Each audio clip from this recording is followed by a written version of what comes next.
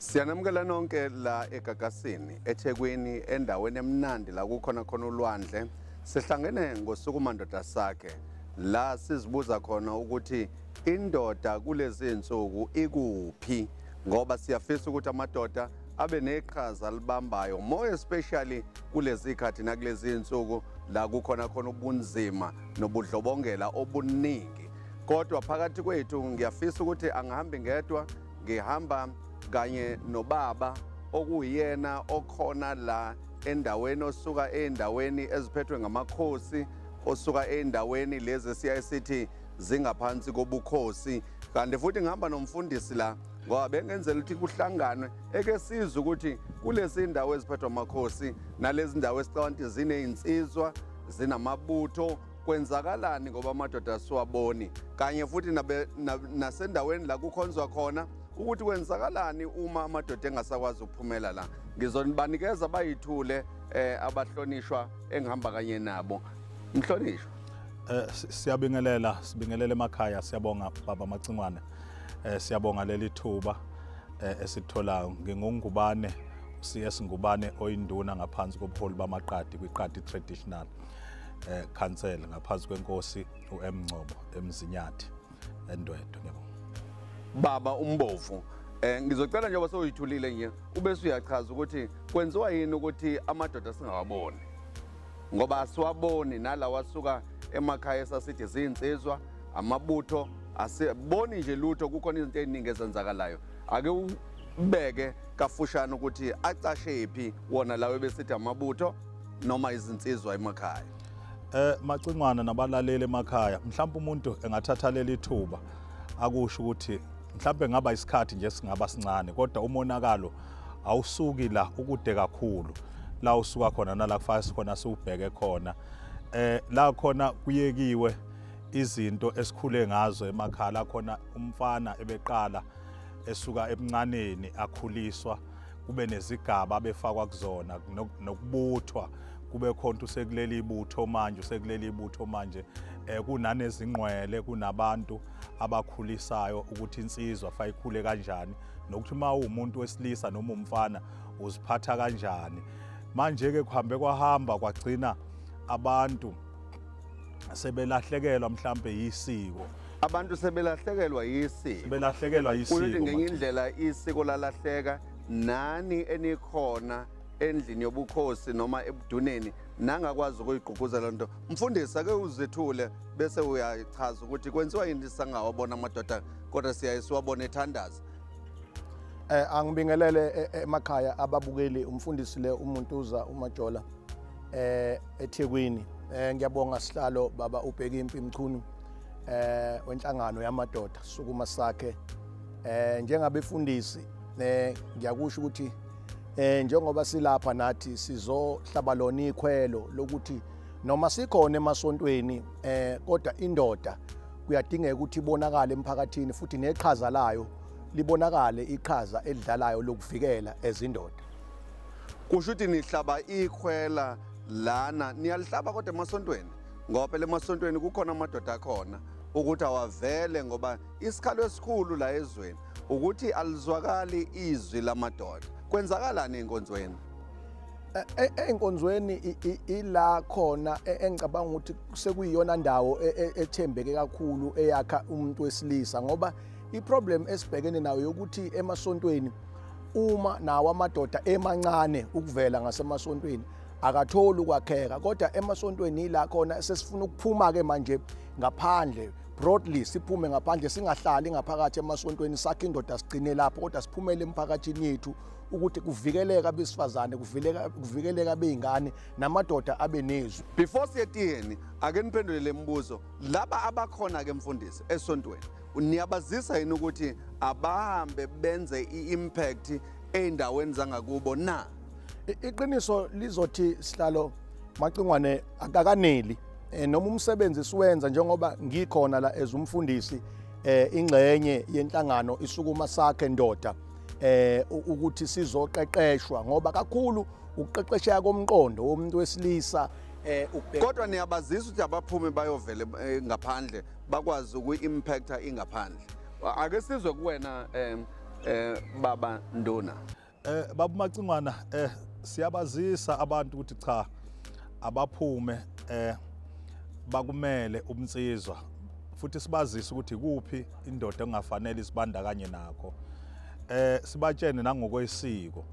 Kuphela sekuyindlela yokwenza manje kufanele siyishintshe ngoba kudala abafana bebetholakala vele entabeni njalo njalo. Kunendawo bebehlala kuzona intabi. Manje sekufanele sibathole emahholo. Sekufanele kube khona izinto engenelelayo njengezinto emajimini, endaweni zokudlala. Kube khona izinto esizihlanganisayo esizakhayo la khona sofa khona sibaqeqeshe sibalungise ukuthi bakhule babe emadoda kusasa. Hayi lokhu abayikhona njengamanje. Kuphinde kube yidleke egcwele emalokishini okuyizona ezibabulala kakhulu. Okufanele siphumele obala silwe nazo njengezinsizwa. Insizwa yona umuntu oba yigwala nje isabe nokho yini. Kodwa kufanele ube nesibindi siba naso ukwakha isizwe sethu. Ngoba sibhekene ne-challenge enzima kakhulu Macingwana. Kusho ukuthi isibindi oba naso ukwakha isizwe. Ngicabanga ukuthi kubalekile ukuthi sibheke lento ukuthi uma sibanikeza ulwazi oluthile kungabe kusesontweni, kungabe kusemphakathini, kodwa sibenze baphumele ngaphandle bebambe iqhaza elibonakalayo ukuze khona kuzovikeleka imiphakathi yethu, kuvikeleke imindeni esiphuma kuyona ngoba ayikho enye into esingayenza. Into esikhalisayo ilena ethi amadoda siwaboni evikela imiphakathi, evikela imindeni. Kodwa mangabe kuthiwa sesiyabuya ngempela ke manje sibuye etiyeni lethu, kuzofanele ukuthi nibe sesiyasichazela kafushane ukuthi uma nibakhipha nisuke nitheni kubona, ngoba kubalekile ukuthi sazi ukuthi yipi ulwazi abanalo njengoba bephuma. Mhlawumbe ingakho singababoni nje emphakathini ngoba ulwazi abanalo alibatsheli ukuthi khona into abangayenza emphakathini engaba yinhle. Sizohamba manje siyetiyeni, siphuze, siphunge basho njalo abanye bese siyabuya siqhubeka kahle nohlelo lwethu eluthi Sukuma Ndoda Sakhe.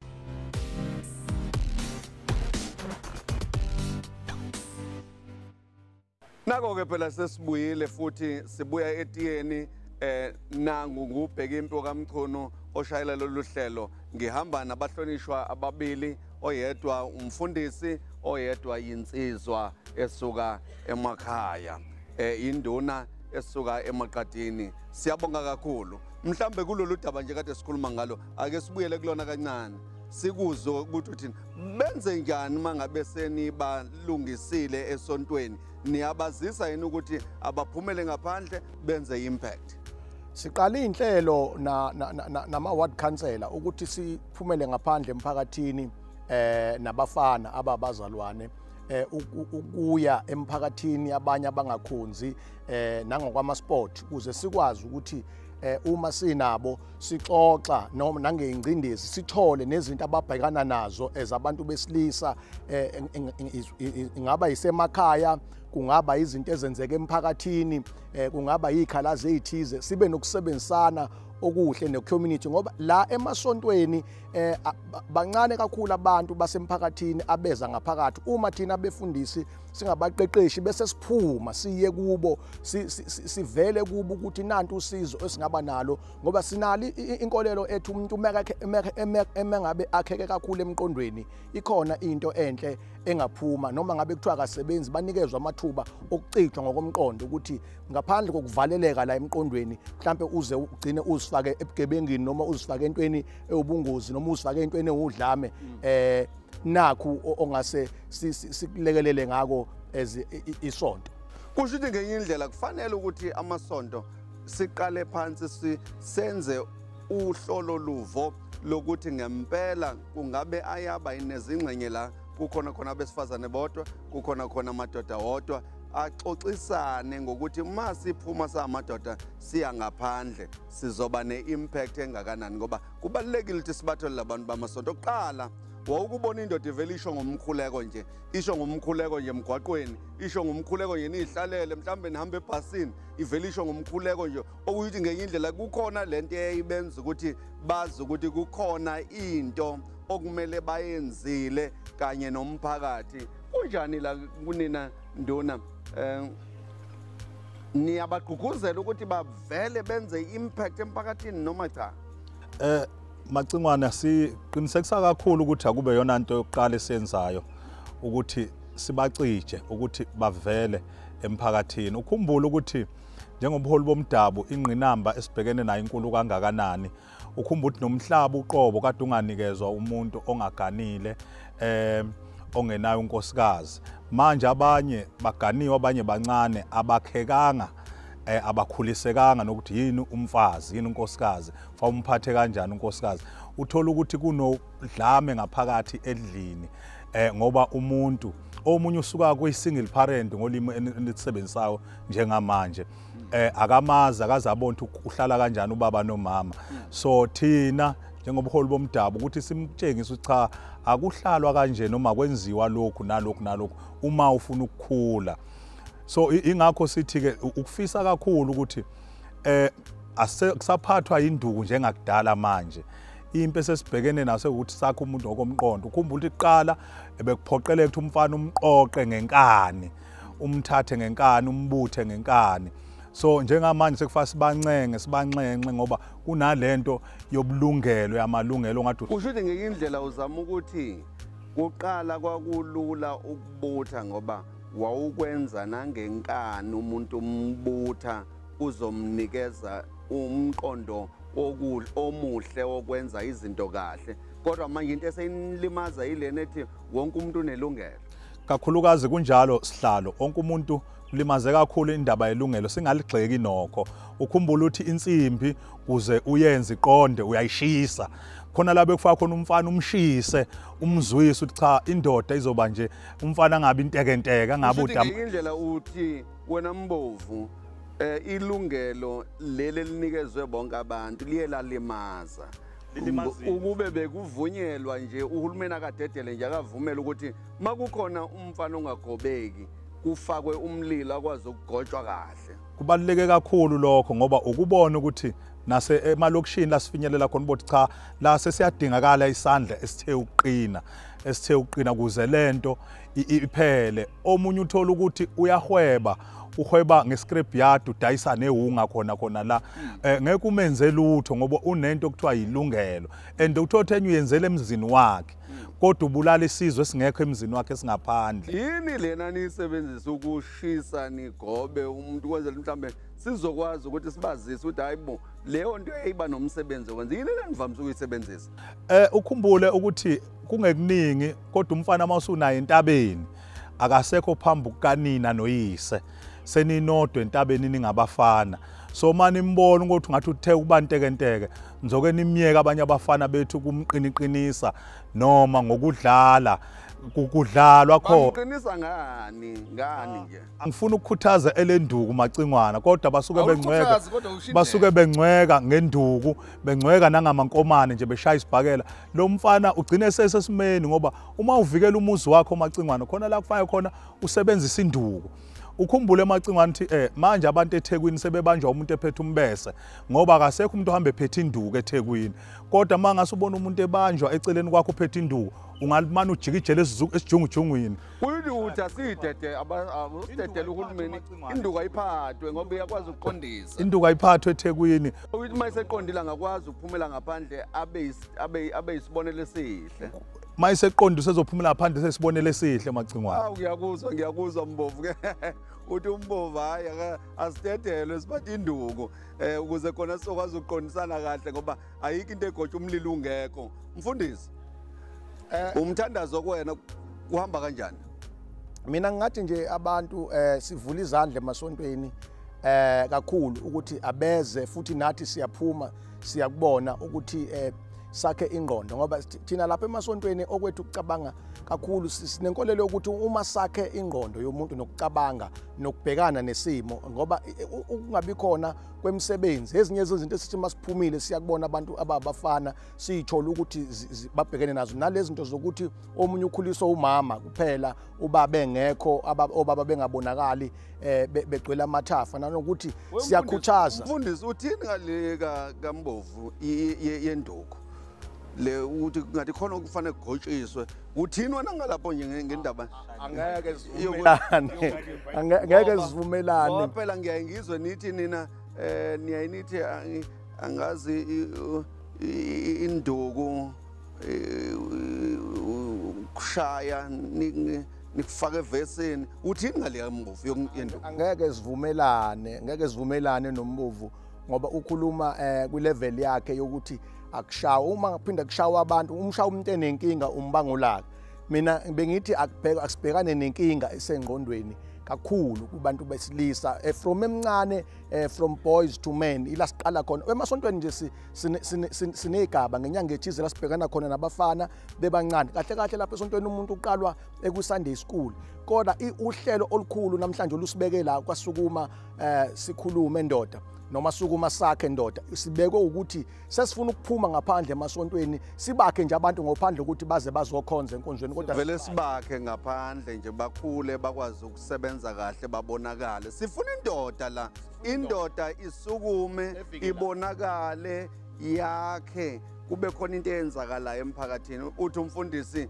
sibakha thina engqondweni ukuthi abasebenze babe nezinto ezinhle cha after break sizobuya sibheke lento yenduku sibheke ngempela ngoba kungazi ukuthi iyenye ama alternatives okubonakala sengathi unduna ngala uvela nayo umbovu ake sisuke manje na sihambe siye ebreakini Sukuma Ndoda Sakhe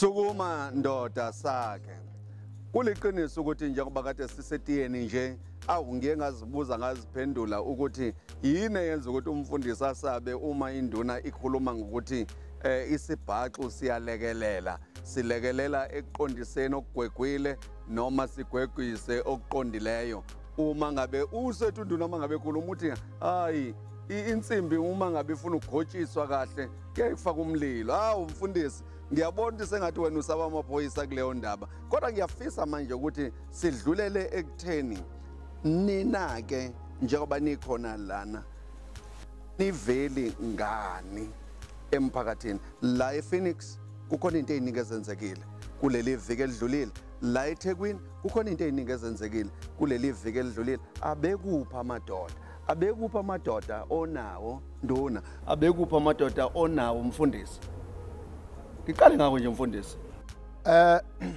sikhona impela ukukhuluma nje kula masonto esiphuma kuwo ukuthi sibuya esimeni esingesihle ingakho simi ngeenyawo eza abefundisi njengamanje sinomsebenzi omkhulu wokuthi sikhuze futhi senze isiqiniseko sokuthi alisekho igazi elichithekayo ngenxa yolaka abanye abalithola ngokusabalala kwezinto kuma social media bengazange babe ingcenye yaleso simo njengabefundisi siyayimema indoda noma ingane yomuntu wesilisa futhi siyamema namakhansela ukuthi siyafisa nenhlangano enjengo business support ukuthi silekelele kakhulu abantu abasha ukuthi babe abantu abahlanganayo kodwa bahlangane ngokuhle bangahlangani ngezinto eziwudlame akube khona izinto ezisihlanganisayo sakhane sibanikeze ithemba ukuthi impilo isaqhubeka futhi engifisa ukuthi ngigcizelele lana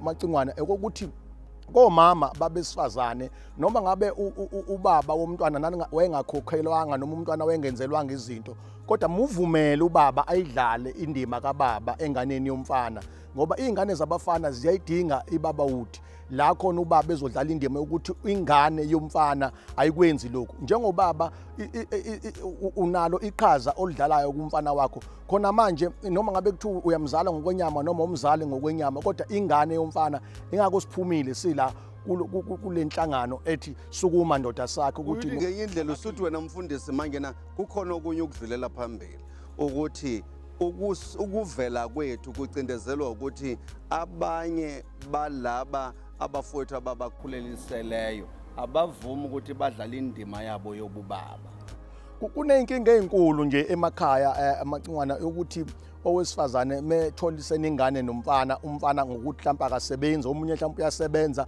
kube nokungazwani kwabo mhlawumbe bahlukane ingabe usakhulelwe noma ingane isizelwe bese lo owesifazane ashaya phansi ngonyawo athi ke lengane sekuyala ekhaya lento igcine isiyenza ukukhula komntwana kungabi nayo ibalance nokukhuleka ifight yabo kababa nomama igcine isifaka umntwana so ke sibuka njengabefundisi ngoba sifuna ukuthola thina umnyombo wenkinga ngoma kuthiwa indoda ithukuthela ukuthi ithukutheliswe yini kuyathukutheliswa ukuthi ukhule ubaba wakho ungamazi uthothi ubaba wakho usomabhizinisi othize owaziwayo usuccessful kodwa ngenxa ukuthi wanqatshela uma wakhe ukuthi uye kuyena uthola usuyindoda usukhulile awunayo impumelelo empilweni yakho udina umthukuthelelo ubaba wakho ugcine uthukuthelana ngisho umuntu wesifazana uhlangana naye emgaqweni lento ishoyo umfundisi yazi iqiniso sake safika kwenye indawo safika insizwa yazi yakhala inyembezi yathi ngizalwa ubaba oyisigwili futhi ubaba engidiscover late ukuthi ubaba wami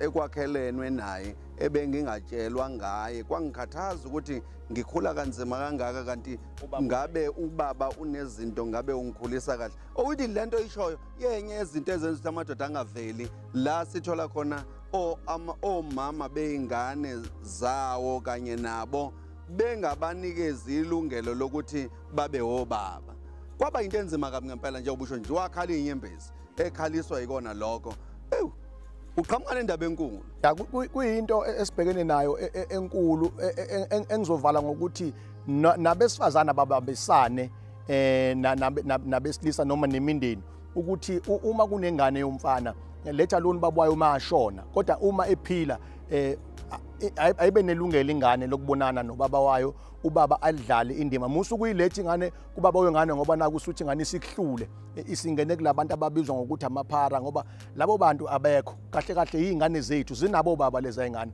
wena usuyamphusha ukuthi hayi ukhona baba wakho ngoba nawe usuhlulekile from ikhulu ingane ayinikezwe ubaba ilungelo hayi ngenxa ukuthi uyakwazi ukuthenga ubisi noma akwazi ukuthenga ubisi usho ukuthi ngeyindlela uthi nanohulumeni akenze show ukuthi ingane ayikaze yazalwa umuntu oyedwa kodwa kuyaye kube wesilisa nowesifazane ukuthi makunjalo naye uhulumeni akungathi mangabe indoda ihambile iyaya ka home affairs ithi yobhalisa ingane kuthola ukuthi ayikwazi ukuyibhalisa yona kudingeka umama kodwa umama mayihambile ukwazi ukubhalisa yonke into ukuthi iqiniso leli lenza lento yenza ukuthi amadoda agcine enalento esibiza ngokuthi ukuzinyeza ngoba akukho ukubambisana kwawo kumbe nabesifazane abatholisene umntwana naye nanohulumeni naye ubuye angakwazi ukwalekelela siyabonga kakhulu inkulu le ndaba oyibekayo leyo qhamuke na umfundisi inkulu kakhulu ake ngize kuwena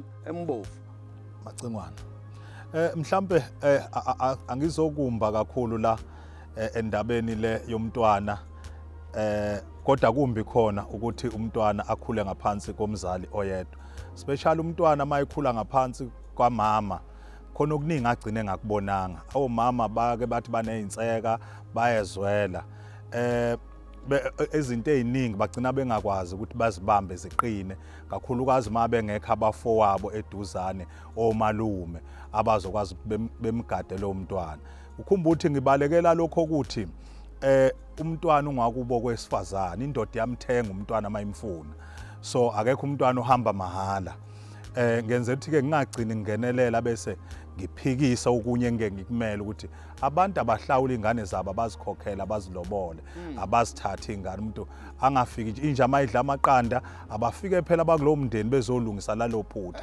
ezinye izingane uyabona ukuthi sekonakele nemimoya mfundisi emakhanda abo so ubone sekukhona nokuduka kwemimoya ethile indlela eziphatha ngayo but kwebe ngikusho ekuthinteni indaba yokushaya kancane ngifuna ukuyidlula kancane ngiphinde ngiyithinte ukuthi ihamba kanjani awunqeni njengoba sesiseyindaweni efana namalokishe enogesi ubone izingane zikudlalela bold and beautiful esixotyeni esingenhla kwakho wena eza kwakhe izingane uyigcinile ngaphathe endlini uyobona yilokhu ilunguza ihleka kusuka izingane zakweminye imizi zizotshengisa izingane zakwakho ezinye zime ziqhululane ngenhlamba mfundisi khona ukuthi kuphume indoda umsebenzi wayo ukuprotecta ukuprovider uma uyindoda basithi kufa uqine uyindoda kungangeni umuntu wempela kubamba inkunzi kwakho ngombese awusenawo ngisho umkhonto la endlini nomfundisi awusenawo ngisho induku le